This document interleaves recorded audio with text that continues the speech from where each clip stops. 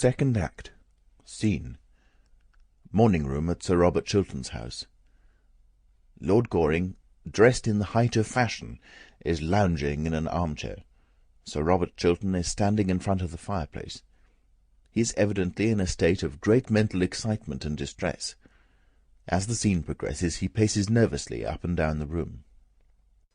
My dear Robert, it is a very awkward business, very awkward indeed. You should have told your wife the whole thing. Secrets from other people's wives are a necessary luxury in modern life. So, at least, I am told at the club by people who are bold enough to know better. But no man should have a secret from his own wife. She invariably finds it out. Women have a wonderful instinct about things. They can discover everything except the obvious. Arthur, I couldn't tell my wife. When could I have told her? Not last night. It would have made a lifelong separation between us, and I would have lost the love of the one woman in the world I worship, of the only woman who has ever stirred love within me. Last night it would have been quite impossible. She would have turned from me in horror and in contempt. Is Lady Chiltern as perfect as all that? Yes, my wife is as perfect as all that. Taking off his left-hand glove. What a pity. Oh, I beg your pardon, my dear fellow. I didn't quite mean that. But if what you tell me is true, I should like to have a serious talk about life with Lady Chiltern. It would be quite useless. May I try? Yes, but nothing could make her alter her views. Well, at the worst, it would simply be a psychological experiment. All such experiments are terribly dangerous. Everything is dangerous, my dear fellow. If it wasn't so, life wouldn't be worth living. Well, I'm bound to say that I think you should have told her years ago. When? When we were engaged? Do you think she would have married me if she'd known that the origin of my fortune is such as it is, the basis of my career such as it is, and that I had done a thing that I suppose most men would call shameful and dishonourable? Slowly. Yes, most men would call it ugly names. There is no doubt of that. Bitterly. Men who every day do something of the same kind themselves. Men who, each one of them, have worse secrets in their own lives. That is the reason they are so pleased to find out other people's secrets. It distracts public attention from their own. And, after all, whom did I wrong by what I did? No one. Looking at him steadily. Except yourself, Robert. After a pause. Of course, I had private information about a certain transaction contemplated by the government of the day, and I acted on it. Private information is practically the source of every large modern fortune. Tapping his boot with his cane. And public scandal invariably the result. Pacing up and down the room. Arthur, do you think that what I did nearly 18 years ago should be brought up against me now? Do you think it fair that a man's whole career should be ruined for a fault done in one's boyhood almost? I was 22 at the time, and I had the double misfortune of being well born and poor, two unforgivable things nowadays. Is it fair that the folly, the sin of one's youth, if men choose to call it a sin, should wreck a life like mine, should place me in the pillory, should shatter all that I have worked for, all that I have built up? Is it fair, Arthur? Life is never fair, Robert, and perhaps it is a good thing for most of us that it is not. Every man of ambition has to fight his century with its own weapons. What this century worships is wealth. The god of this century is wealth. To succeed, one must have wealth. At all costs, one must have wealth. You underrate yourself, Robert. Believe me, without wealth you could have succeeded just as well. When I was old, perhaps, when I had lost my passion for power, or could not use it, when I was tired, worn out, disappointed. I wanted my success when I was young. Youth is the time for success. I couldn't wait. Well, you certainly have had your success while you are still young. No one in our day has had such a brilliant success. Under-Secretary for Foreign Affairs at the age of 40. That's good enough for anyone, I should think. And if it is all taken away from me now? If I lose everything over a horrible scandal? If I am hounded from public life? Robert, how could you have sold yourself for money? Excitedly. I did not sell myself for money. I bought success at a great price. That is all. Gravely. Yes, you certainly paid a great price for it. But what first made you think of doing such a thing? Baron Arnheim. Damned scoundrel. No, he was a man of a most subtle and refined intellect, a man of culture, charm, and distinction, one of the most intellectual men I ever met. Ah, I prefer a gentlemanly fool any day. There is more to be said for stupidity than people imagine. Personally, I have a great admiration for stupidity. It is a sort of fellow feeling, I suppose. But how did he do it? Tell me the whole thing. Throws himself into an armchair by the writing-table. One night, after dinner, at Lord Radley's, the Baron began talking about success in modern life, as something that one could reduce to an absolutely definite science. With that wonderfully fascinating quiet voice of his, he expounded to us the most terrible of all philosophies, the philosophy of power, preached to us the most marvellous of all gospels, the gospel of gold. I think he saw the effect he had produced on me, for some days afterwards he wrote and asked me to come and see him. He was living then in Park Lane, in the house Lord Woolcombe has now. I remember so well now. With a strange smile on his pale, curved lips, he led me through his wonderful picture gallery, showed me his tapestries, his enamels, his jewels, his carved ivories, made me wonder at the strange loveliness of the luxury in which he lived, and then told me that luxury was nothing but a background, a painted scene in a play, and that power over other men, power over the world, was the one thing worth having, the one supreme pleasure worth knowing, the one joy one never tired of, and that in our century only the rich possessed it. With great deliberation. A thoroughly shallow creed.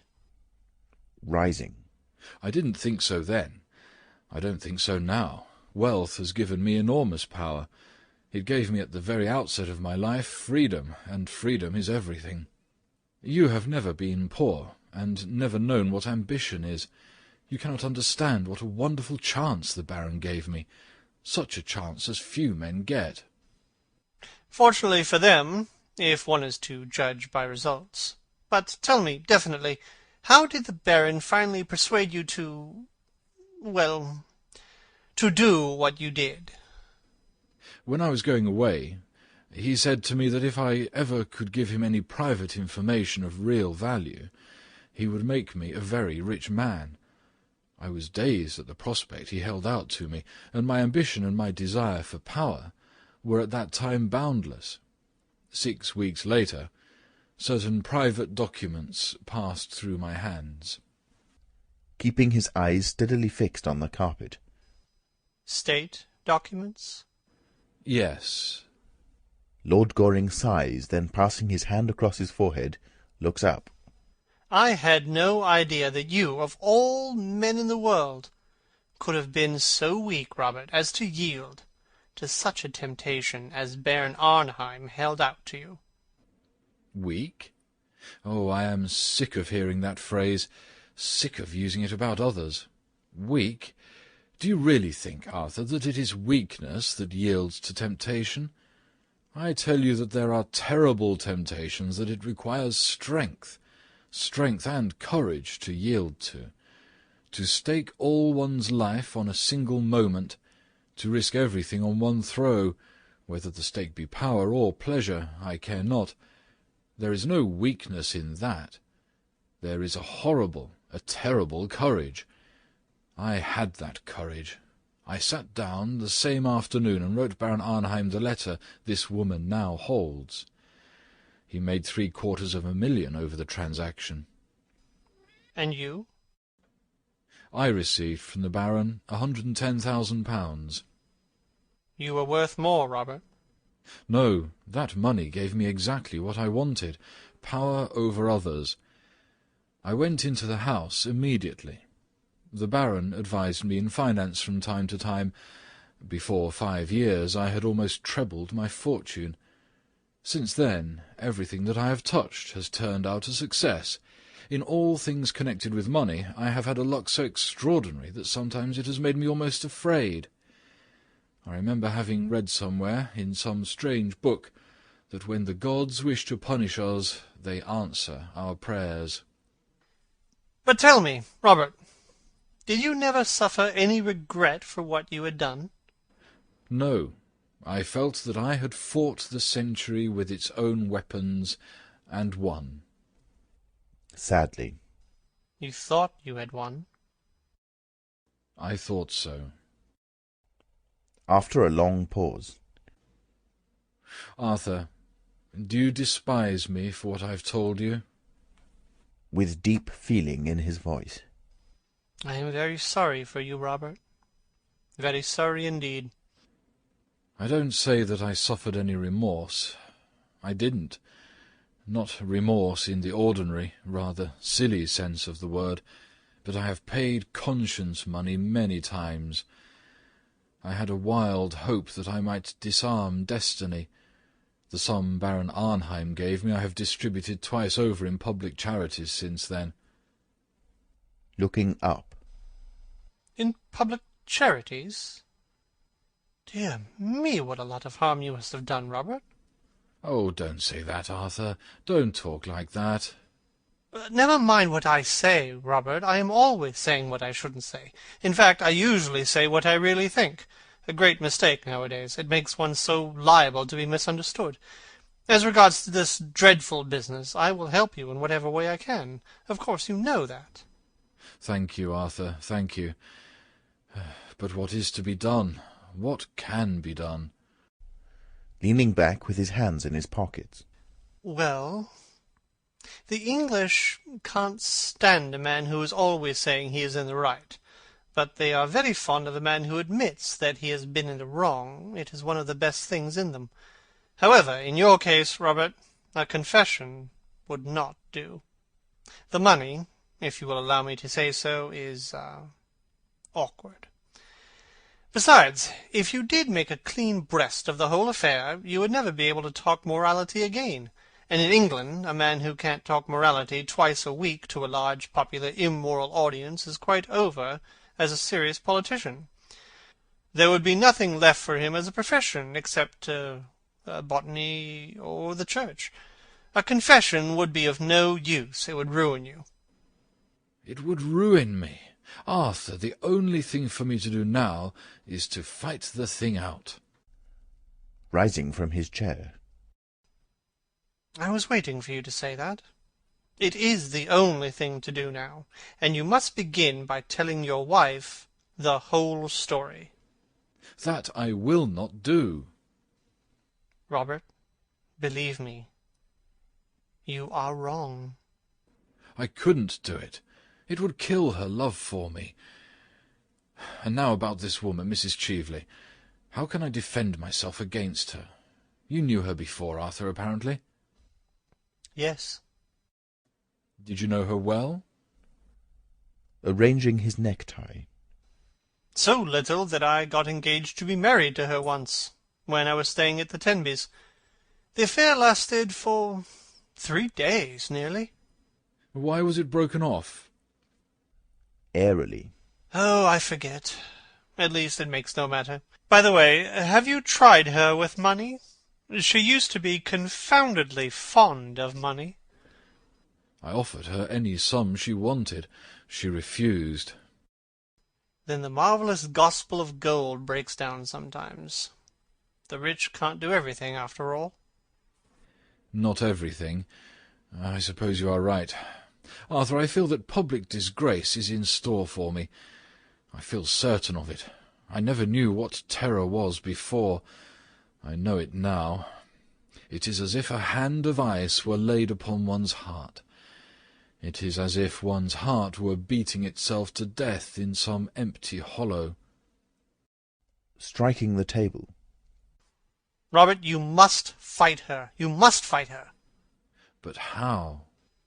I can't tell you how at present. I've not the smallest idea. But every one has some weak point.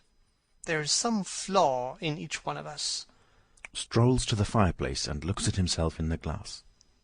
My father tells me that even I have faults. Perhaps I have. I don't know.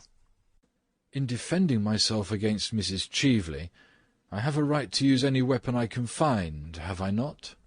Still looking in the glass. In your place, I don't think I should have the smallest scruple in doing so. She is thoroughly well able to take care of herself. Sits down at the table and takes a pen in his hand. Well, I shall send a cipher telegram to the embassy at Vienna to inquire if there is anything known against her. There may be some secret scandal she might be afraid of. Settling his buttonhole. Oh, I should fancy Mrs. Cheveley is one of those very modern women of our time who find a new scandal as becoming as a new bonnet, and air them both in the park every afternoon at 5:30. I am sure she adores scandals, and that the sorrow of her life at present is that she can't manage to have enough of them. Writing. Why do you say that?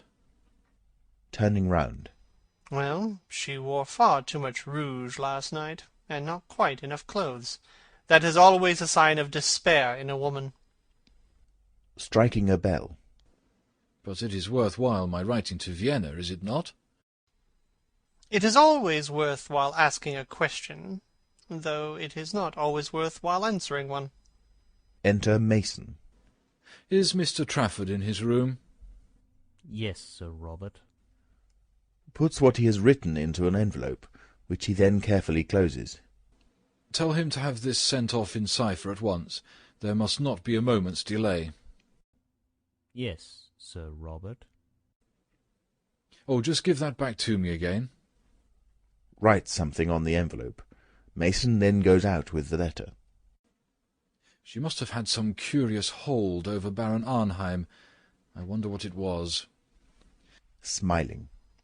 I wonder. I will fight her to the death as long as my wife knows nothing. Strongly. Oh, fight in any case. In any case. With a gesture of despair. If my wife found out, there would be little left to fight for. Well, as soon as I hear from Vienna, I shall let you know the result. It is a chance, just a chance, but I believe in it. And as I fought the age with its own weapons, I shall fight her with her weapons. It is only fair, and she looks like a woman with a past, doesn't she? Most pretty women do. But there is a fashion in pasts, just as there is a fashion in frocks. Perhaps Mrs. Cheveley's past is merely a slightly décolleté one, and they are excessively popular nowadays. Besides, my dear Robert, I should not build too high hopes on frightening Miss Cheveley. I should not fancy Miss Cheveley is a woman who would be easily frightened. She has survived all her creditors, and she shows a wonderful presence of mind. Oh, I live on hopes now. I clutch at every chance. I feel like a man on a ship that is sinking. The water is round my feet, and the very air is bitter with storm. Hush, I hear my wife's voice. Enter Lady Chiltern in walking dress. Good afternoon, Lord Goring. Good afternoon, Lady Chiltern. Have you been in the park? No, I have just come from the Women's Liberal Association, where, by the way, Robert, your name was received with loud applause. And now I have come in to have my tea. To Lord Goring. You will wait and have some tea, won't you? I'll wait for a short time, thanks. I will be back in a moment. I am only going to take my hat off. In his most earnest manner. Oh, please don't. It is so pretty. One of the prettiest hats I ever saw. I hope the Women's Liberal Association received it with loud applause. With a smile. We have much more important work to do than look at each other's bonnets, Lord Goring. Really? What sort of work? Oh, dull, useful, delightful things. Factory Acts, female inspectors, the 8 Hours Bill, the parliamentary franchise, everything, in fact, that you would find thoroughly uninteresting. And never bonnets? With mock indignation. Never bonnets. Never. Lady Chiltern goes out through the door leading to her boudoir. Takes Lord Goring's hand. You have been a good friend to me, Arthur, a thoroughly good friend. I don't know that I have been able to do much for you, Robert, as yet. In fact, I have not been able to do anything for you, as far as I can see.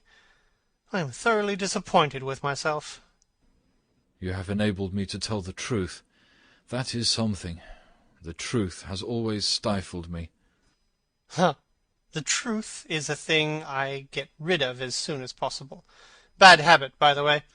Makes one very unpopular at the club, with the older members.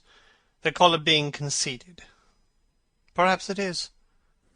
I would to God that I'd been able to tell the truth, to live the truth. Ah, that is the greatest thing in life, to live the truth. Sighs and goes towards the door. I'll see you soon again, Arthur, shan't I? Certainly, whenever you like. I'm going to look in at the bachelor's ball tonight, unless I find something better to do, but I'll come round tomorrow morning. If you should want me tonight by any chance, send round a note to Curzon Street. Thank you. As he reaches the door, Lady Chiltern enters from her boudoir. You are not going, Robert? I have some letters to write, dear. Going to him. You work too hard, Robert. You seem never to think of yourself, and you are looking so tired. It is nothing, dear, nothing. He kisses her and goes out. To Lord Goring. Do sit down. I am so glad you have called. I wanted to talk to you about... well, not about bonnets or the Women's Liberal Association.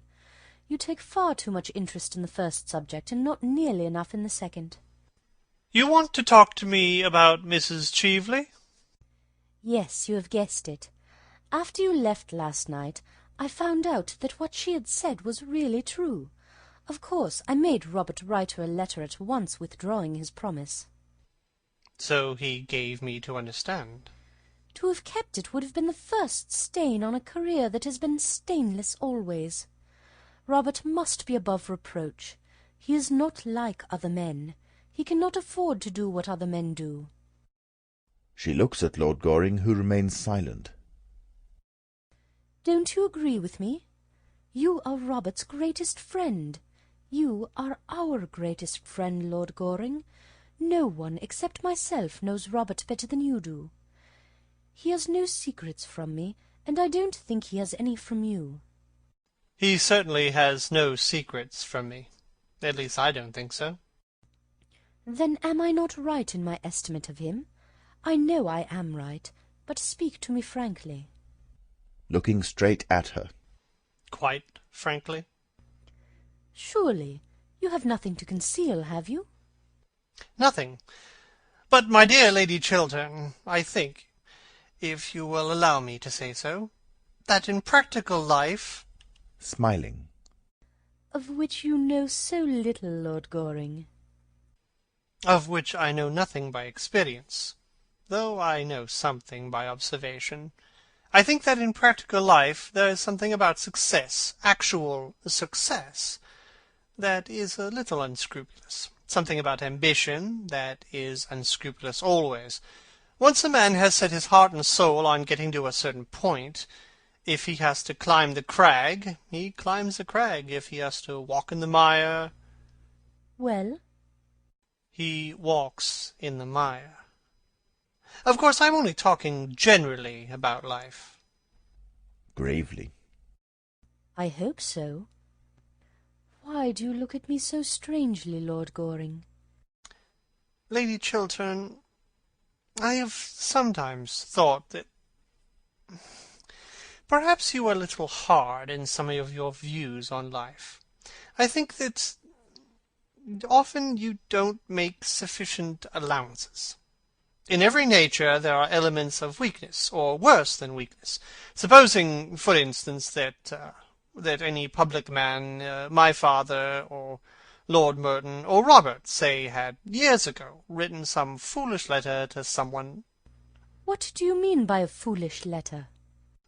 A letter gravely compromising one's position. I'm only putting an imaginary case.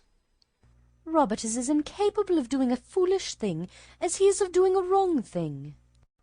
After a long pause. Nobody is incapable of doing a foolish thing. Nobody's incapable of doing a wrong thing. Are you a pessimist? What will the other dandies say? They will all have to go into mourning. Rising. No, Lady Chiltern, I am not a pessimist. Indeed, I am not sure that I quite know what pessimism really means. All I do know is that life cannot be understood without much charity, cannot be lived without much charity. It is love, and not German philosophy, that is the true explanation of this world, whatever may be the explanation of the next. And if you are ever in trouble, Lady Chiltern, trust me absolutely, and I will help you in every way I can. If you ever want me, come to me for my assistance, and you shall have it. Come at once to me. Looking at him in surprise. Lord Goring, you are talking quite seriously. I don't think I ever heard you talk seriously before. Laughing. You must excuse me, Lady Chiltern. It won't occur again, if I can help it. But I like you to be serious. Enter Mabel Chiltern in the most ravishing frock. Dear Gertrude, don't say such a dreadful thing to Lord Goring. Seriousness would be very unbecoming to him. Good afternoon, Lord Goring. Pray be as trivial as you can. I should like you to, Miss Mabel, but I am afraid I am a little out of practice this morning. Besides, I have to be going now. Just when I have come in. What dreadful manners you have. I am sure you were very badly brought up. I was. I wish I had brought you up. I am so sorry you didn't. It is too late now, I suppose. Smiling. I'm not so sure. Will you ride tomorrow morning? Yes, at 10. Don't forget. Of course I shan't. By the way, Lady Chiltern, there is no list of your guests in the Morning Post of to-day. It has apparently been crowded out by the County Council, or the Lambeth Conference, or something equally boring. Could you let me have a list? I have a particular reason for asking you. I am sure Mr. Trafford will be able to give you one. Thanks so much. Tommy is the most useful person in London. Turning to her. And who is the most ornamental? Triumphantly. I am. How clever of you to guess it. Takes up his hat and cane. Goodbye, Lady Chiltern. You will remember what I said to you, won't you? Yes, but I don't know why you said it to me. I hardly know myself. Goodbye, Miss Mabel. With a little moo of disappointment. I wish you were not going. I have had 4 wonderful adventures this morning. 4.5, in fact. You might stop and listen to some of them. How very selfish of you to have 4.5. There won't be any left for me. I don't want you to have any. They would not be good for you. That is the first unkind thing you have ever said to me. How charmingly you said it. 10 tomorrow. Sharp. Quite sharp. But don't bring Mr. Trafford. With a little toss of the head. Of course I shan't bring Tommy Trafford. Tommy Trafford is in great disgrace. I am delighted to hear it. Bows and goes out. Gertrude, I wish you would speak to Tommy Trafford. What has poor Mr. Trafford done this time? Robert says he is the best secretary he has ever had. Well, Tommy has proposed to me again. Tommy really does nothing but propose to me. He proposed to me last night in the music-room when I was quite unprotected, as there was an elaborate trio going on. I didn't dare to make the smallest repartee, I need hardly tell you. If I had, it would have stopped the music at once. Musical people are so absurdly unreasonable. They always want one to be perfectly dumb at the very moment when one is longing to be absolutely deaf. Then he proposed to me in broad daylight this morning, in front of that dreadful statue of Achilles. Really, the things that go on in front of that work of art are quite appalling. The police should interfere. At luncheon I saw by the glare in his eye that he was going to propose again, and I just managed to check him in time by assuring him that I was a bimetallist. Fortunately, I don't know what bimetallism means, and I don't believe anybody else does either, but the observation crushed Tommy for 10 minutes. He looked quite shocked. And then Tommy is so annoying in the way he proposes. If he proposed at the top of his voice, I should not mind it so much. That might produce some effect on the public. But he does it in a horrid confidential way. When Tommy wants to be romantic, he talks to one just like a doctor. I'm very fond of Tommy, but his methods of proposing are quite out of date. I wish, Gertrude, you would speak to him, and tell him that once a week is quite often enough to propose to anyone, and that it should always be done in a manner that attracts some attention. Dear Mabel, don't talk like that. Besides, Robert thinks very highly of Mr. Trafford. He believes he has a brilliant future before him. Oh, I wouldn't marry a man with a future before him for anything under the sun. Mabel! I know, dear. You married a man with a future, didn't you? But Robert was a genius, and you have a noble, self-sacrificing character. You can stand geniuses. I have no character at all, and Robert is the only genius I could ever bear. As a rule, I think they are quite impossible. Geniuses talk so much, don't they? Such a bad habit. And they are always thinking about themselves, when I want them to be thinking about me. I must go round now and rehearse at Lady Basildon's. You remember we are having tableaux, don't you? The triumph of something, I don't know what. I hope it will be a triumph of me. Only triumph I am really interested in at present. Kisses Lady Chiltern and goes out, then comes running back. Oh, Gertrude, do you know who is coming to see you? That dreadful Mrs. Cheveley in a most lovely gown. Did you ask her? Rising. Mrs. Cheveley? Coming to see me? Impossible. I assure you she is coming upstairs, as large as life, and not nearly so natural. You need not wait, Mabel. Remember, Lady Basildon is expecting you. Oh, I must shake hands with Lady Markby. She is delightful. I love being scolded by her. Enter Mason. Lady Markby, Mrs. Cheveley. Enter Lady Markby and Mrs. Cheveley, advancing to meet them. Dear Lady Markby, how nice of you to come and see me. Shakes hands with her and bows somewhat distantly to Mrs. Cheveley. Won't you sit down, Mrs. Cheveley? Thanks. Isn't that Miss Chiltern? I should like so much to know her. Mabel, Mrs. Cheveley wishes to know you. Mabel Chiltern gives a little nod. Sitting down. I thought your frock so charming last night, Miss Chiltern. So simple and suitable.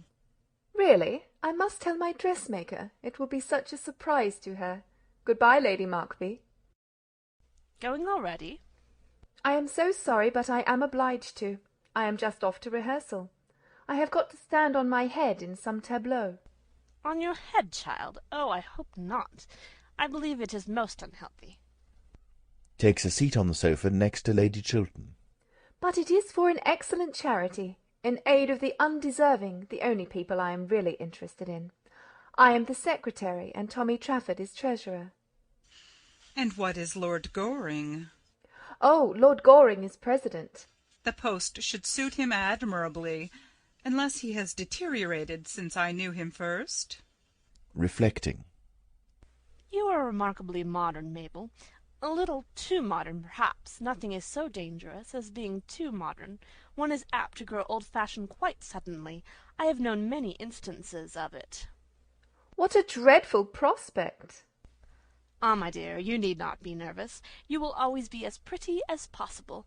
That is the best fashion there is, and the only fashion that England succeeds in setting. With a curtsy. Thank you so much, Lady Markby, for England and myself. Goes out. Turning to Lady Chiltern. Dear Gertrude, we just called to know if Mrs. Cheveley's diamond brooch has been found. Here? Yes, I missed it when I got back to Claridge's, and I thought I might possibly have dropped it here.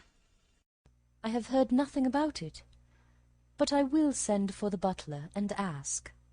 Touches the bell. Oh, pray don't trouble, Lady Chiltern. I dare say I lost it at the opera before we came on here. Ah, yes, I suppose it must have been at the opera. The fact is, we all scramble and jostle so much nowadays that I wonder we have anything at all left on us at the end of an evening. I know myself that, when I am coming back from the drawing-room, I always feel as if I hadn't a shred on me, except a small shred of decent reputation, just enough to prevent the lower classes making painful observations through the windows of the carriage. The fact is that our society is terribly overpopulated. Really, someone should arrange a proper scheme of assisted emigration. It would do a great deal of good.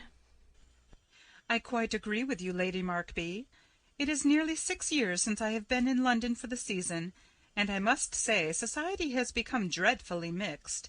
One sees the oddest people everywhere.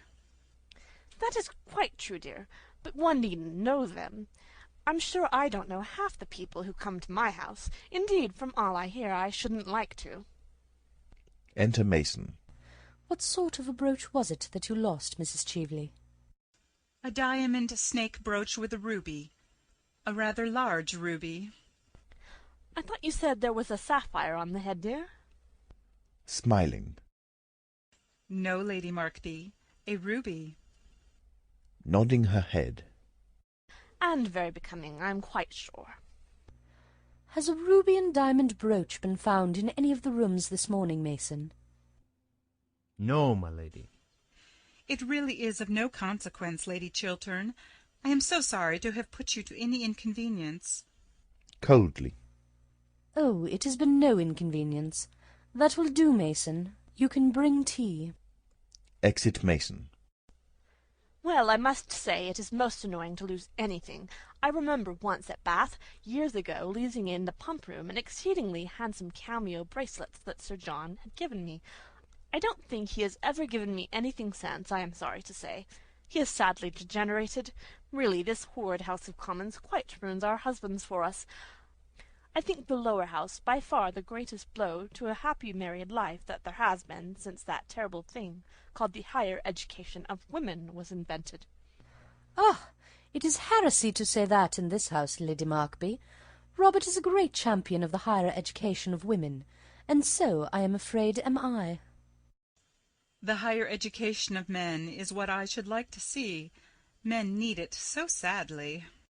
They do, dear, but I am afraid such a scheme would be quite unpracticable. I don't think man has much capacity for development. He's got as far as he can, and that is not far, is it? With regard to women, well, dear Gertrude, you belong to the younger generation, and I am quite sure it is all right if you approve of it. In my time, of course, we were taught not to understand anything. That was the old system, and wonderfully interesting it was.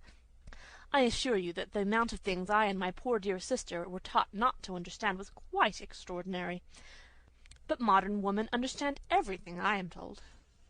Except their husbands. That is the one thing the modern woman never understands. And a very good thing too, dear, I dare say. It might break up many a happy home if they did. Not yours, I need hardly say, Gertrude. You have married a pattern husband. I wish I could say as much for myself, but since Sir John has taken to attending the debates regularly, which he never used to in the good old days, his language has become quite impossible. He always seems to think he is addressing the House, and consequently whenever he discusses the state of the agricultural labourer, or the Welsh Church, or something quite improper of that kind, I am obliged to send all the servants out of the room. Is it not unpleasant to see one's own butler, who has been with one for 23 years, actually blushing at the sideboard, and the footmen making contortions in corners like persons in circuses? I assure you, my life will be quite ruined unless they send Sir John at once to the Upper House. He won't take any interest in politics then, will he? The House of Lords is so sensible, an assembly of gentlemen. But in his present state Sir John is really a great trial. Why, this morning, before breakfast was half over, he stood up on the hearth-rug, put his hands in his pockets, and appealed to the country at the top of his voice. I left the table as soon as I had my second cup of tea, I need hardly say. But his violent language could be heard all over the house. I trust, Gertrude, that Sir Robert is not like that. But I am very much interested in politics, Lady Markby. I love to hear Robert talk about them. Well, I hope he is not as devoted to blue books as Sir John is. I don't think they can be quite improving reading for one. Languidly. I have never read a blue book. I prefer books in yellow covers. Genially unconscious. Yellow is a gayer colour, is it not? I used to wear yellow a good deal in my early days, and would do so now if Sir John was not so painfully personal in his observations, and a man on the question of dress is always ridiculous, is he not? Oh, no. I think men are the only authorities on dress. Really? One wouldn't say so from the sort of hats they wear, would one? The butler enters, followed by the footman. Tea is set on a small table close to Lady Chiltern. May I give you some tea, Mrs. Cheveley? Thanks. The butler hands Mrs. Cheveley a cup of tea on a salver. Some tea, Lady Markby? No thanks, dear. The servants go out. The fact is, I have promised to go round for 10 minutes to see poor Lady Brancaster, who is in very great trouble. Her daughter, quite a well-brought-up girl, too, has actually become engaged to be married to a curate in Shropshire. It is very sad indeed. I can't understand this modern mania for curates. In my time we girls saw them, of course, running around the place like rabbits. But we never took any notice of them, I need hardly say. But I am told that nowadays country society is quite honeycombed with them. I think it most irreligious. And then the eldest son has quarrelled with his father, and it is said that when they meet at the club Lord Brancaster always hides himself behind the money article in the Times. However, I believe it is quite a common occurrence nowadays, and that they have to take in extra copies of the Times at all the clubs in St. James's Street. There are so many sons who won't have anything to do with their fathers, and so many fathers who won't speak to their sons. I think myself it is very much to be regretted. So do I. Fathers have so much to learn from their sons nowadays. Really, dear, what? The art of living. The only fine art we have produced in modern times. Shaking her head. Ah, I am afraid Lord Brancaster knew a good deal about that, more than his poor wife ever did. Turning to Lady Chiltern. You know Lady Brancaster, don't you, dear? Just slightly. She was staying at Langton last autumn when we were there. Well, like all stout women, she looks the very picture of happiness, as no doubt you noticed. But there are many tragedies in her family besides this affair of the curate. Her own sister, Mrs. Jekyll, had a most unhappy life, through no fault of her own, I am sorry to say. She ultimately was so broken-hearted that she went into a convent, or on to the operatic stage, I forget which. No, I think it was decorative art needlework she took up. I know she had lost all sense of pleasure in life. Rising. And now, Gertrude, if you will allow me, I shall leave Mrs. Cheveley in your charge and call back for her in a quarter of an hour. Or perhaps, dear Mrs. Cheveley, you wouldn't mind waiting in the carriage while I am with Lady Brancaster? As I intend it to be a visit of condolence, I shan't stay long. Rising. I don't mind waiting in the carriage at all, provided there is somebody to look at one. Well, I hear the curate is always prowling about the house. I am afraid I am not fond of girl friends. Rising. "Oh, I hope Mrs. Cheveley will stay here a little. I should like to have a few minutes' conversation with her." How very kind of you, Lady Chiltern. Believe me, nothing would give me greater pleasure. Ah, no doubt you both have many pleasant reminiscences of your schooldays to talk over together. Good-bye, dear Gertrude. Shall I see you at Lady Bonar's tonight? She discovered a wonderful new genius. He does nothing at all, I believe. That is a great comfort, is it not? Robert and I are dining at home by ourselves tonight, and I don't think I shall go anywhere afterwards. Robert, of course, will have to be in the house, but there is nothing interesting on. Dining at home by yourselves? Is that quite prudent? Ah, I forget. Your husband is an exception. Mine is the general rule, and nothing ages a woman so rapidly as having married the general rule. Exit Lady Markby. Wonderful woman, Lady Markby, isn't she? Talks more and says less than anybody I ever met. She is made to be a public speaker, much more so than her husband, though he is a typical Englishman, always dull and usually violent. Makes no answer, but remains standing. There is a pause. Then the eyes of the two women meet.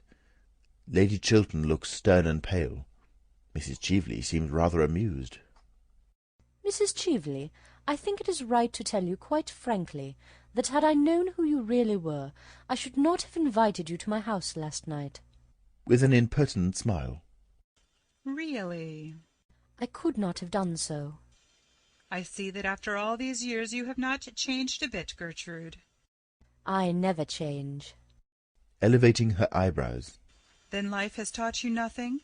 "It has taught me that a person who has once been guilty of a dishonest and dishonourable action may be guilty of it a second time, and should be shunned."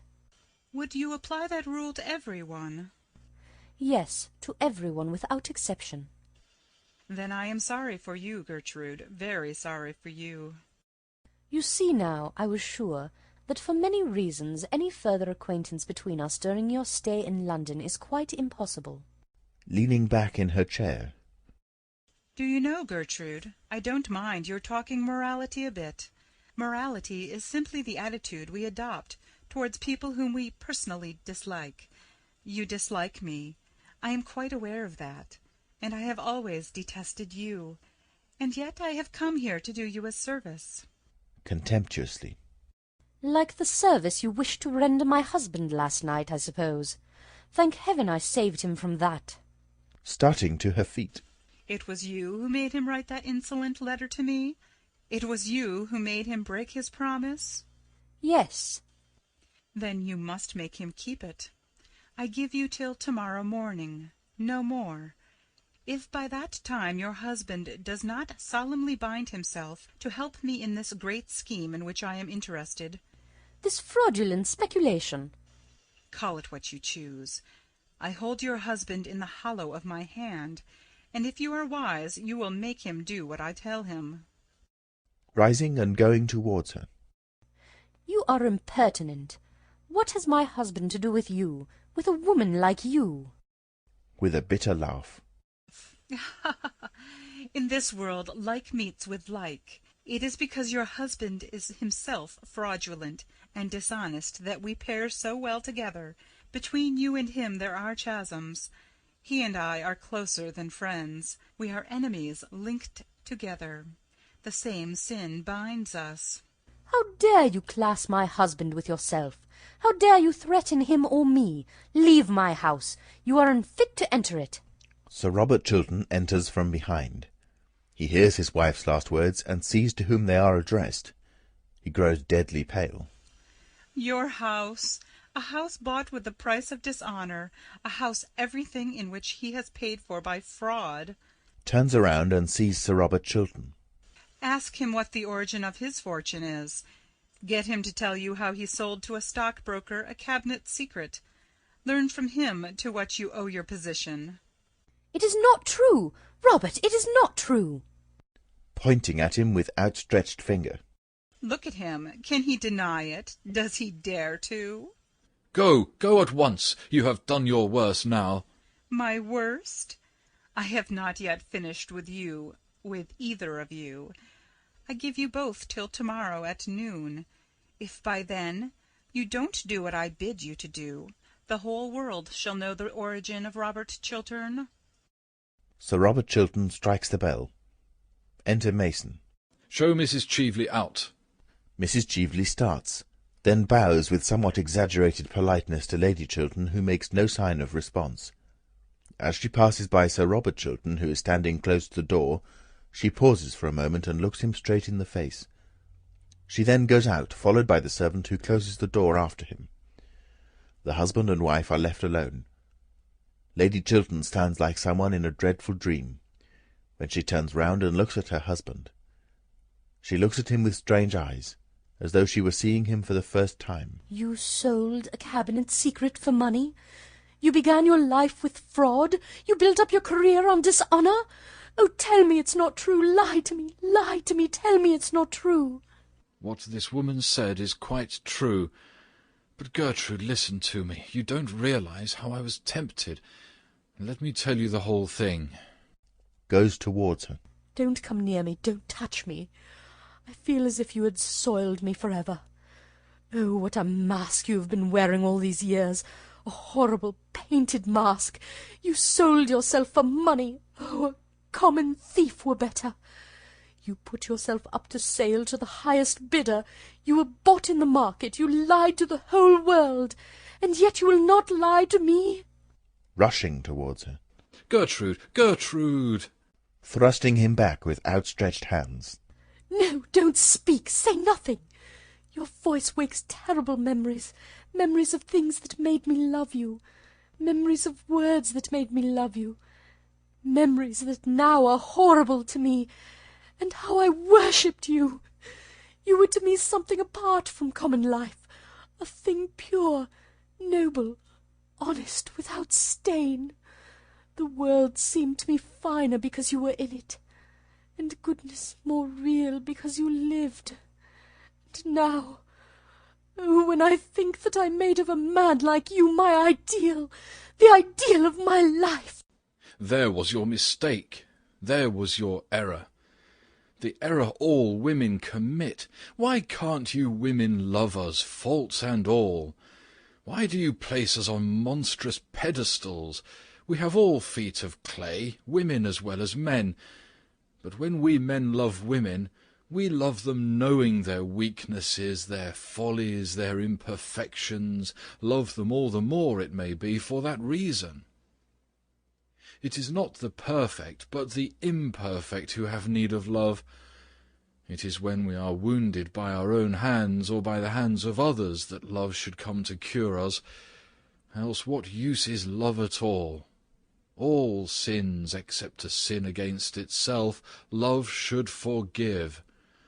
All lives, save loveless lives, true love should pardon. A man's love is like that. It is wider, larger, more human than a woman's. Women think that they are making ideals of men. What they are making of us are false idols merely. You made your false idol of me, and I had not the courage to come down, show you my wounds, tell you my weaknesses. I was afraid that I might lose your love, as I have lost it now. And so, last night you ruined my life for me. Yes, ruined it. What this woman asked of me was nothing compared to what she offered to me. She offered security, peace, stability. The sin of my youth, that I had thought was buried, rose up in front of me, hideous, horrible, with its hands at my throat. I could have killed it forever, sent it back into its tomb, destroyed its record, burned the one witness against me. You prevented me. No one but you know it. And now what is there before me but public disgrace, ruin, terrible shame, the mockery of the world, a lonely, dishonoured life, a lonely, dishonoured death, it may be, some day. Let women make no more ideals of men. Let them not put them on altars and bow before them, or they may ruin other lives as completely as you whom I have so wildly loved, have ruined mine. He passes from the room. Lady Chiltern rushes towards him, but the door is closed when she reaches it. Pale with anguish, bewildered, helpless, she sways like a plant in the water. Her hands, outstretched, stem to tremble in the air like blossoms in the mind. Then she